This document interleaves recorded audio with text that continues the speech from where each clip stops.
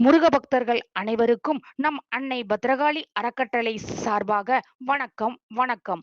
அன்னையிடம் வேல் வாங்கிய வேளா, கார்த்திகை விரதத்தால் துன்பம் போக்கிய கார்த்திகேயா, ஆறு நெருப்பு பொறியாய் பிறந்த பாலா, சரவண பொய்கையில் தோன்றிய சரவணா, கார்த்திகை பெண்கள் வளர்த்த கதிர் வேளா, கந்தா கடம்பா கதிர்வேலா, உன்னை நினைக்காத நாளேது? இந்துக்களின் தாயகம் நம் அன்னை பூமி, ஆன்மீகமே நமக்கு அரும் மருந்து.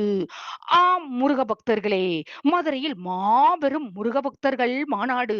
ஆறுபடை முருகனை ஒரே இடத்தில் ஆனந்தமாக கண்டு 5 லட்சத்திற்கும் மேலான பக்தர்கள் கந்த சஷ்டி பாட, கந்தரின் கருணையை கனிவுடன் பெற, வளமோடும் நலமோடும் வாழ நம் அன்னை பத்ரகாளி அறக்கட்டளை சார்பாக அனைத்து முருக பக்தர்களையும் வருக வருக என அன்புடன் அழைக்கின்றோம், அன்புடன் அழைக்கின்றோம்.